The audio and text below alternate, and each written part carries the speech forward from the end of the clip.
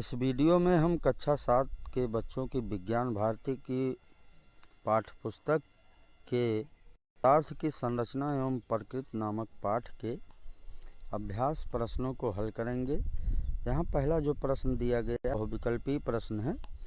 जैसे कह रहा है कि निम्नलिखित प्रश्नों में सही विकल्प को छांटकर अपनी अभ्यास पुस्तिका में लिखिए। यहाँ प्रश्न का है कि इनमें से किसके अणुओं के बीच अंतर आणविक आकर्षण बल सबसे अधिक होता है। इसके 4 विकल्प दिए गए हैं और जैसे इसमें विकल्प है पहला पानी, दूसरा बर्फ, तीसरा भाप और चौथा विकल्प है ऑक्सीजन। तो ठोस में सबसे अधिक अंतर आणविक आकर्षण बल होता है। तो इन विकल्पों में बर्फ जो है ये ठोस है, इसलिए बर्फ में सबसे अधिक अंतर आणविक आकर्षण बल होगा। दूसरा विकल्प हमारा सही है। फिर दूसरा है धावन सोडा है। तो जैसे पहला विकल्प है सोडियम कार्बोनेट, दूसरा है सोडियम बाइकार्बोनेट, तीसरा है सोडियम हाइड्रोक्साइड, चौथा है पोटेशियम हाइड्रोक्साइड। तो धावन सोडा ये जो है इसका रासायनिक नाम होता है सोडियम कार्बोनेट। तो ये हो जाएगा धावन सोडा। पहला विकल्प जो है ये सही है। फिर गा है कैल्शियम हाइड्रोक्साइड का सही सूत्र है। तो यहाँ भी 4 विकल्प हैं। इसमें भी पहला है CaOH, दूसरा है Ca2OH, तीसरा विकल्प है CaOH3 और फिर चौथा विकल्प है CaOH2। तो इसमें जो है ये चौथा विकल्प CaOH2 ये विकल्प जो है ये सही है। फिर इसके बाद घा है कि इनमें से कौन प्रबल अम्ल है। तो यहाँ पे 4 विकल्प हैं। जैसे आ है नाइट्रिक एसिड, बा है साइट्रिक एसिड, सा है एसिटिक एसिड और दा है टार्टेरिक एसिड। तो इन विकल्पों में जो हमारा पहला विकल्प है नाइट्रिक एसिड ये जो है प्रबल अम्ल होता है। बाकी साइट्रिक एसिड, एसिटिक एसिड और टार्टेरिक एसिड ये सब दुर्बल अम्ल कहलाते हैं। इनको हम दुर्बल अम्ल कहते हैं। नाइट्रिक एसिड जो है ये प्रबल अम्ल होता है। इसके बाद ना है इसमें इनमें से कौन सूचक इंडिकेटर नहीं है। तो पहला विकल्प है लाल लिटमस, ये इंडिकेटर है। दूसरा है बा मिथाइल ऑरेंज, ये भी इंडिकेटर है। तीसरा फिनोल्फ्थालीन, ये भी इंडिकेटर है। चौथा विकल्प इसमें एंटासिड ये जो है ये इंडिकेटर सूचक नहीं है, इसलिए चौथा विकल्प हमारा सही है। फिर दूसरा प्रश्न है रिक्त स्थानों की पूर्ति कीजिए।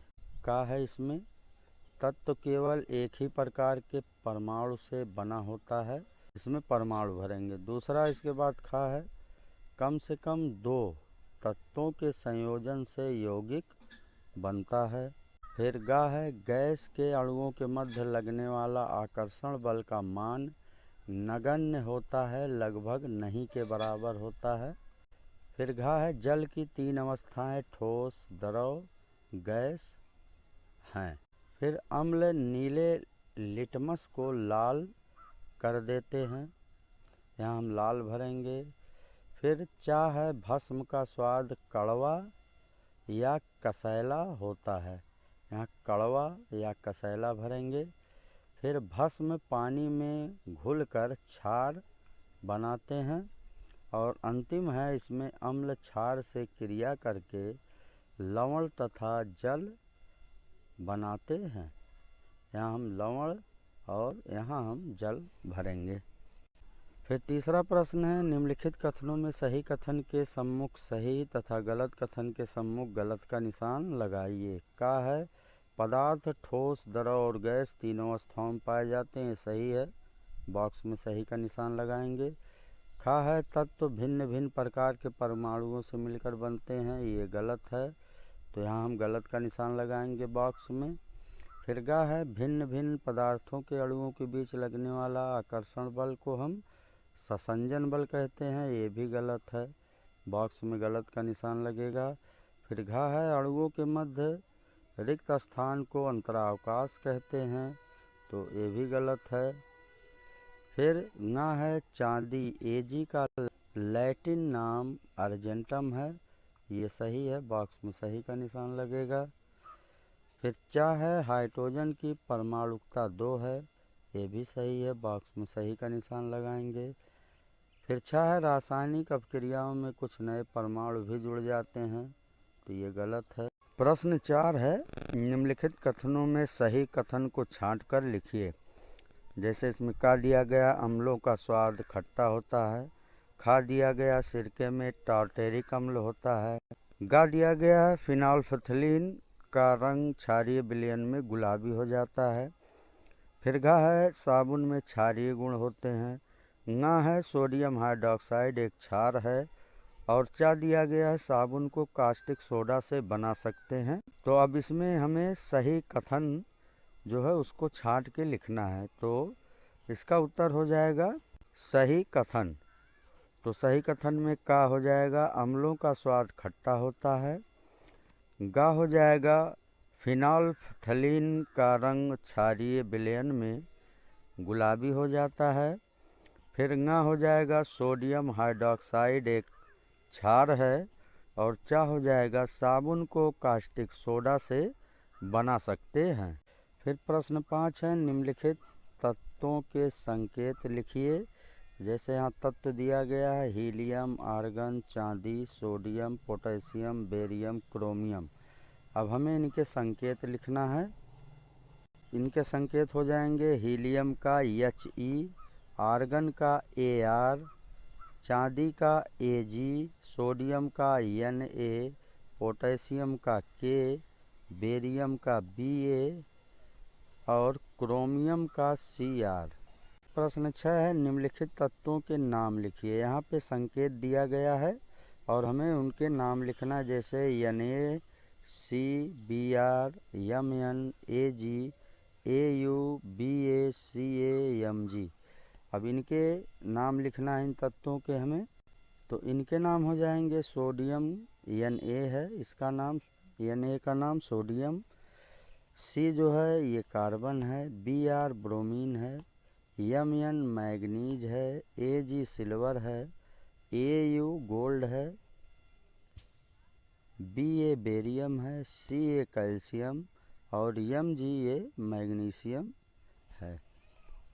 फिर कह रहा है निम्नलिखित यौगिकों में कौन कौन से तत्व सम्मिलित हैं। यहाँ पे यौगिक दिए गए जैसे CaCl2, Al2SO4, 3, MgO, P2O5, CaCO3, C6H12O6 और CO2।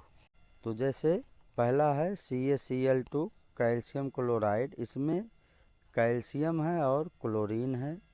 फिर Al2SO4 3, इसमें Al एल्युमिनियम है, S ये सल्फर है और O ये ऑक्सीजन है।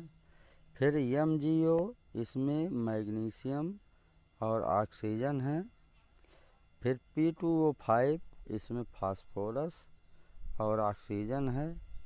फिर CaCO3 है, इसमें कैल्शियम है, कार्बन है और ऑक्सीजन है। फिर C6H12O6, इसमें कार्बन, हाइड्रोजन और ऑक्सीजन है। फिर CO2, इसमें कार्बन और ऑक्सीजन है। फिर प्रश्न 8 है, कह रहा संक्षेप में उत्तर दीजिए। एक यौगिक का सूत्र NaOH है, इनमें कौन कौन से तत्व संयोजित हैं। तो यौगिक NaOH में सोडियम है, ऑक्सीजन तथा हाइड्रोजन तत्व संयोजित हैं। फिर प्रश्न खा है, ठोस पदार्थ किस प्रकार द्रव एवं गैसों से भिन्न है। तो इसका उत्तर हो जाएगा ठोस पदार्थ निम्न प्रकार द्रव एवं गैसों से भिन्न है। पहला है ठोस पदार्थों के अणु द्रव एवं गैस की अपेक्षा अत्यधिक निकट होते हैं। फिर दूसरा, ठोस पदार्थों के अणुओं के बीच आकर्षण बल द्रव एवं गैसों की अपेक्षा बहुत अधिक होते हैं।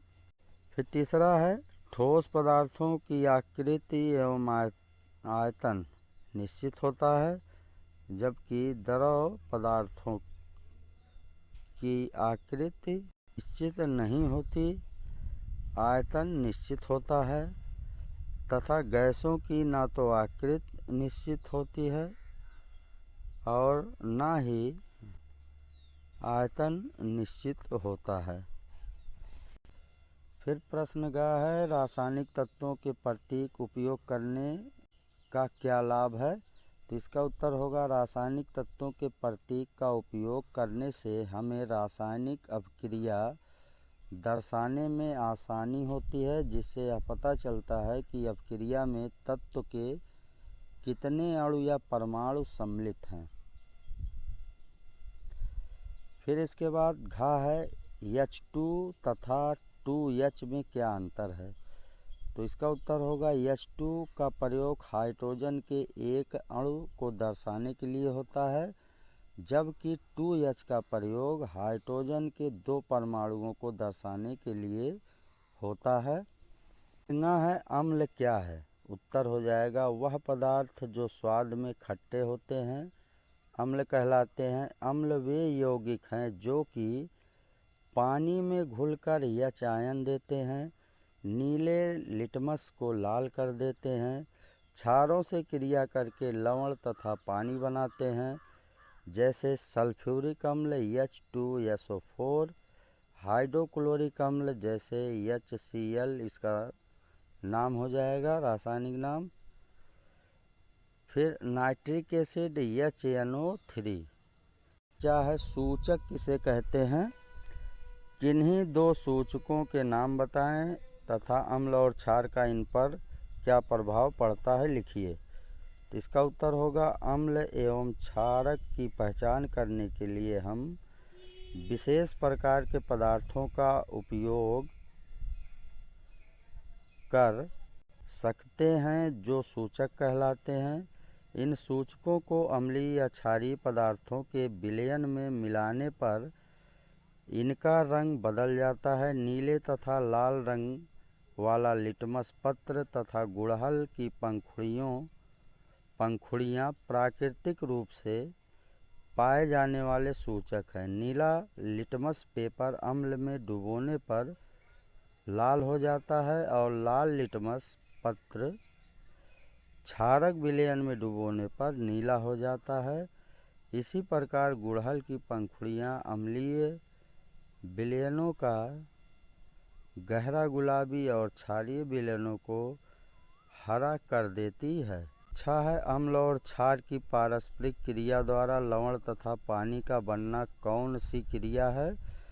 इसका होगा, अम्ल और क्षार की पारस्परिक क्रिया द्वारा लवण तथा पानी का बनना उदासीनीकरण क्रिया है। फिर अगला जो है कह रहा है, निम्नलिखित में से अम्ल, क्षार एवं लवण को अलग अलग छांट कर लिखिए। जैसे का है नींबू का रस, फिर खा है कास्टिक सोडा, गा है बुझा चूना, फिर कैल्शियम सल्फेट, सिरका, जिंक ऑक्साइड, नमक, इमली का रस, मैग्नीशियम क्लोराइड। अब हमें इनमें से अम्ल, क्षार एवं लवण को छांट कर लिखना है। तो ये हो जाएगा, अम्ल में हो जाएगा नींबू का रस, सिरका और इमली का रस। क्षार में हो जाएगा बुझा चूना, जिंक ऑक्साइड।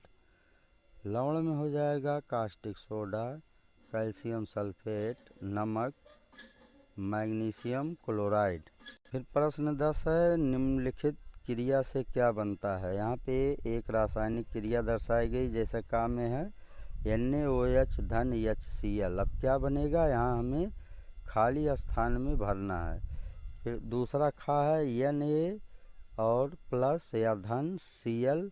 तो अब हमें यहाँ खाली स्थान में लिखना है कि इस क्रिया द्वारा क्या बनेगा। तो पहला का हो जाएगा NaOH धन HCl, ये हो जाएगा NaCl जिसे सोडियम क्लोराइड कहते हैं, और दूसरा हो जाएगा धन H2O जिसे जल कहते हैं। फिर खा है Na धन Cl, तो ये हो जाएगा NaCl सोडियम क्लोराइड। तो तो इस प्रकार आज की इस वीडियो में हमने पदार्थ की संरचना एवं प्रकृति के अभ्यास प्रश्नों को हल किया। इस वीडियो में इतना ही। धन्यवाद।